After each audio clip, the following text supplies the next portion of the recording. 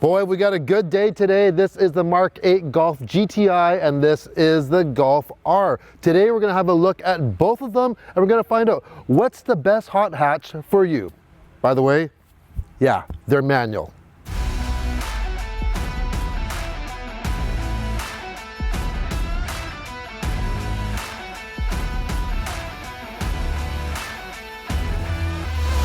All right, let's start with the GTI first. This is the original. This is the OG original hot hatch. And check this color out. This is called Pomelo Metallic Yellow. And no, this is a pretty limited color, whether you're in the US or Canada, and it may only run for this year. So if you're a fan of this color, definitely try to get your hands on it as quick as you can. So this is built off of the 8th generation Golf. Now the Golf is no longer available in North America other than the GTI and the Golf R. So the entire vehicle is a little bit longer, it's a little bit lower, but the wheelbase is the same. Now this front end is really familiar yet different. I love this one-piece honeycomb lower valence area, and of course you have the signature red line right across. You can also get now a light bar that goes straight across underneath that red bar. It looks really, really good. I gotta tell you that right now. You get standard LED headlamps, and check out these 5 LEDs in that lower valence that basically make the shape of an X. Standard are 18-inch wheels. You can get 19-inch on the higher trim levels or as a package. They've done a lot of work making this more aerodynamic with underside panels. You have things on the wheel arches, the mirrors have all been sculpted, that rear roof spoiler, and you put it all together, it just makes it more slippery. I like the side sill they've added on the bottom here. It just kind of makes the vehicle look a little bit wider and more planted. I have to be honest, this is my very first time seeing a Mk8 Golf in person. I've seen it online when it was launched, and I think I like it. I like it a lot, actually, the styling. So in behind here, we mentioned that roof spoiler for aerodynamics. You have that backup camera hidden behind that Volkswagen emblem, which is nice because it doesn't get all the crap all over, especially in the winter time. Nice GTI there. You have dual exhaust, and so when we open this up, you are greeted with almost 20 cubic feet of storage area.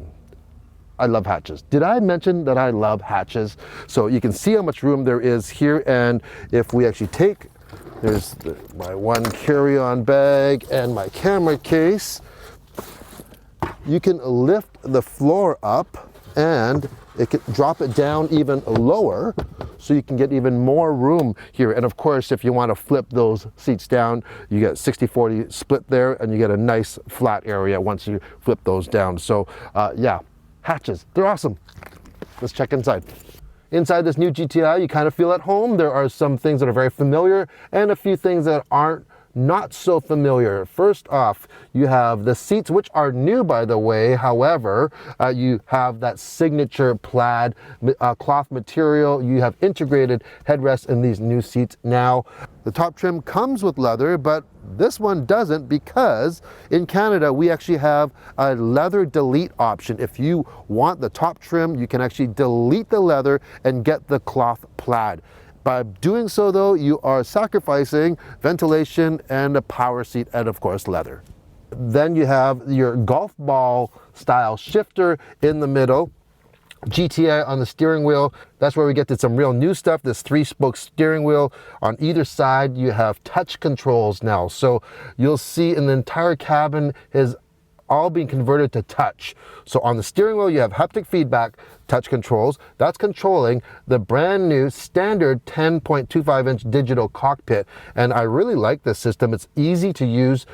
You basically just use your arrows on the steering wheel. You can control what you have on the left, the right side. You can change your views. You can change your colors with this as well. Whatever theme you want, you can change it to even like the color of the car, which we have set it right now.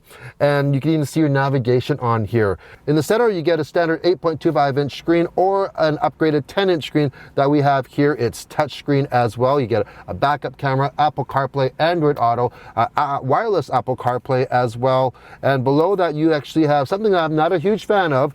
You have touch controls for your climate control. So your fan speed, your temperature controls, also your volume. There is no volume knob on here either. So everything is touch. And then below that, you can change your your modes, your parking assist, all of that is controlled by touch. Now there is an advantage, is with this touchscreen, if you actually pull down from the top, you can actually have 4 slots and make shortcuts.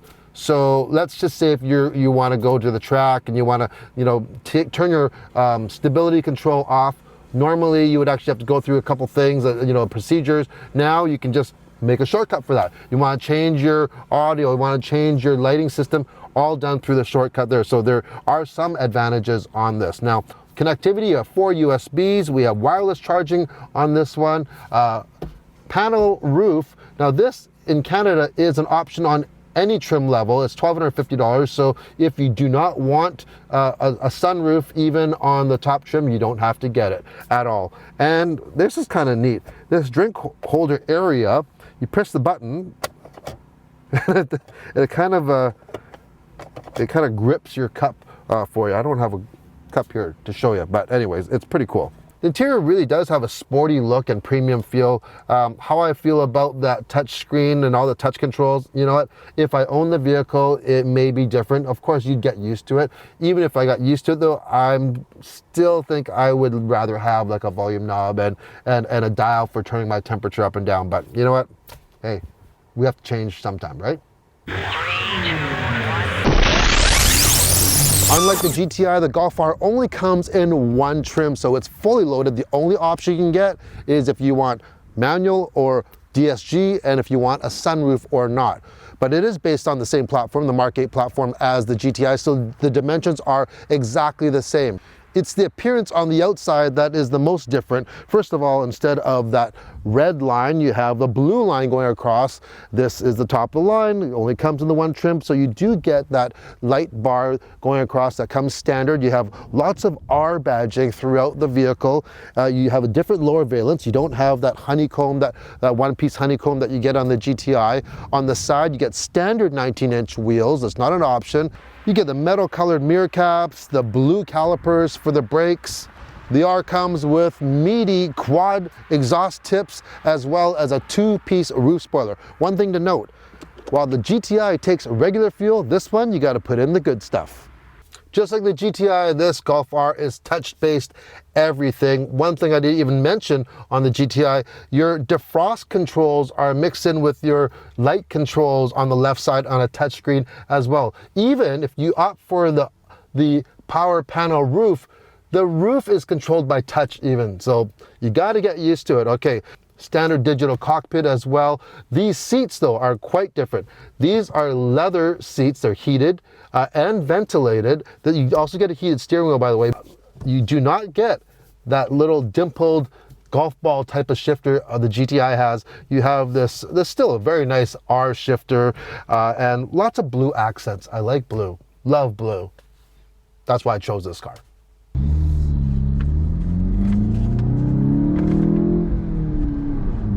All right, for the part that you really want to hear about, what's under the hood. Well, you might be able to hear a few little gurgles and pops happening behind me.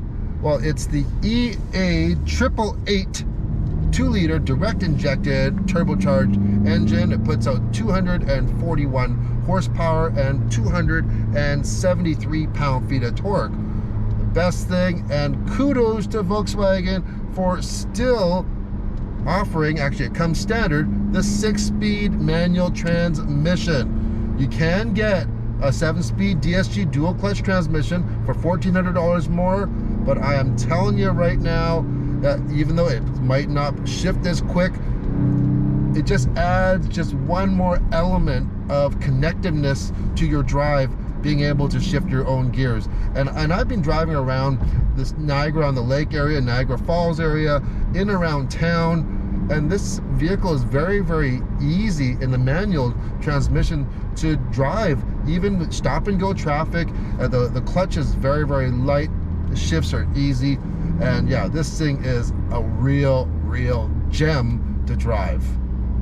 The new GTI is built off the MQB platform. It uses more ultra high strength steel. The suspension's been totally reworked. There's new wheel carriers and new bearings. They used an aluminum subframe. Overall, the front suspension has been lightened by 3 kilograms or 7 pounds even of unsprung weight, so that's always really good. I'm actually quite surprised how much room there is, not just for cargo capacity, just in general. Shoulder room is really, really generous on this new Mark 8 Golf platform. If you're a larger person, if you have wide torso, you're going to really fit in this vehicle very well. You can adjust, of course, the height of the seat up and down, and there is plenty of headroom as well. They've really engineered this to be very driver-centric. The middle screen is even angled a little toward the driver. Everything is just right at arm's length. It fits like a glove. You just fit in this cockpit. You can fine-tune everything, and I just love how they just really think about the drive and the driver. The GTI comes with the new vehicle dynamics system. So that basically puts all the systems together and makes them work together, like the electronic stability control, the brakes. If you have the dynamic chassis control, it even works with the suspension as well.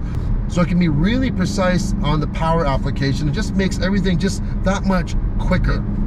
They've increased the rear spring rate, meaning it actually creates a more neutral handling situation. It allows basically to even give you a little bit of oversteer, which is really, really fun, especially for a front wheel drive vehicle. You can really tailor your GTI experience however you want it.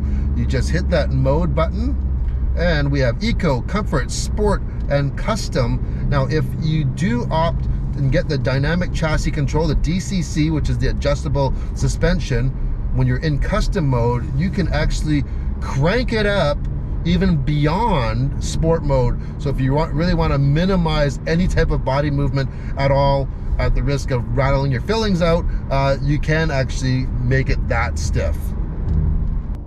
With the manual transmission, there is no launch control. However, doesn't matter, you can still have fun.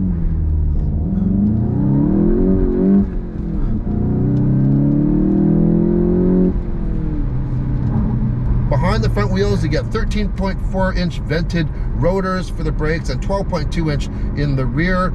This is also available from the factory with performance summer tires as well. So you don't have to go and opt for the all season. You want to go and just get the most out of it, you can go for your summer tires.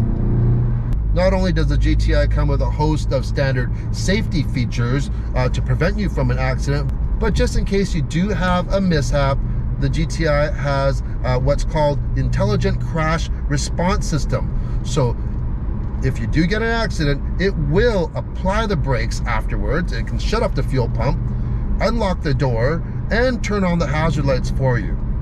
Overall, I think the GTI is such a balanced vehicle, even more than ever.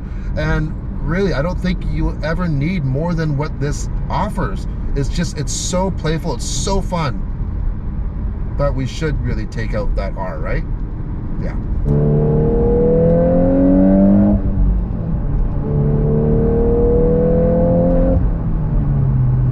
Wow. Now that is a little bit different than the GTI for sure. And you know, I just said the GTI is probably all that you need. I may have been mistaken just a little bit, maybe. I don't know. Anyways, so this is still powered by a 2-liter turbocharged engine, except this is definitely more enhanced of that. It has 74 horsepower more, so 315 horsepower and 295 pound-feet of torque. Now that is with the DSG transmission, the dual clutch. If you go for the manual, which we have right now, and that comes standard, you get a little bit less torque. It's 280 pound-feet. We got a 6-speed manual transmission, just like the GTI. This one shifts really, really easily. It's very easy to drive in and out of town here. Shifts are good.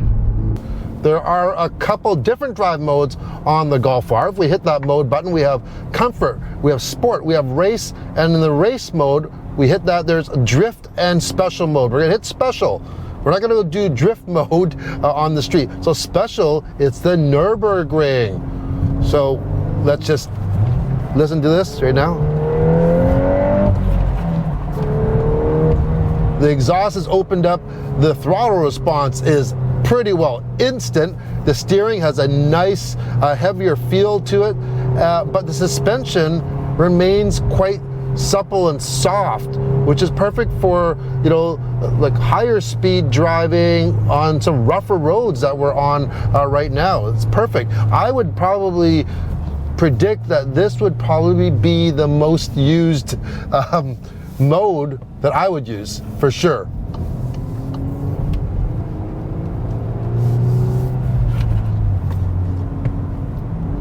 And sometimes when you let off that throttle, you get a couple pops. I'm not sure if you could actually hear them or not.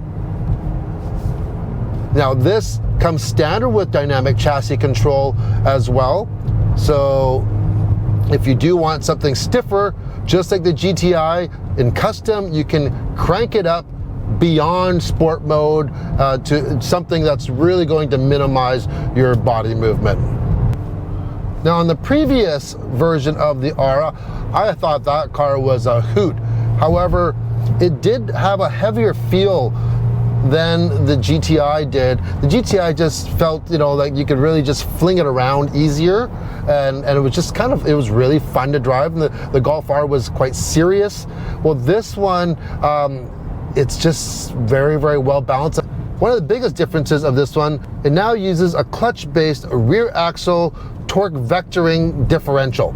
So essentially, for the all-wheel drive system, it can use up to 50% of the engine torque to the rear, and then of that power, it can now appropriate 100% to either side, left or right, of power. It's not just using braking, it's using actual power, so you can overdrive those outer wheels. So it just makes it feel way more balanced, and it makes it rotate so much easier, and it just doesn't feel like it's a burden having that extra weight of that all-wheel drive system. Both cars are also equipped with variable ratio steering. So in tighter spots, you don't have to turn as much, and you get a 2.1 lock-to-lock turn. So which hot hatch is the right one for you? Well, you're gonna have to decide that yourself. What are your needs? Do you need all-wheel drive? Well, if you do, then you're gonna go with the Golf R. However, if you were buying a higher trim GTI, let's say the top trim with the DSG is gonna cost you an extra $1,400. You're gonna run yourself about $40,000 Canadian. Well, the Golf R with the DSG runs in at $46,000, so it's $6,000 more.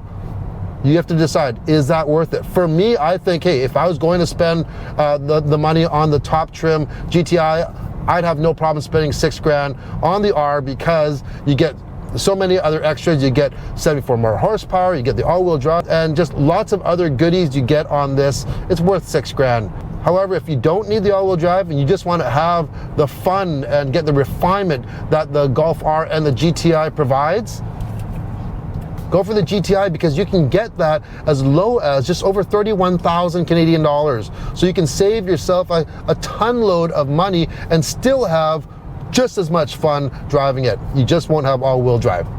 Does that make sense? Anyways, I hope you got something out of that video. It was a lot of fun to do. I hope we can get these cars back and drive them for a little bit longer than a day. And leave a comment below. Which one would you choose? I really want to know. Cheers, and see you in the next review.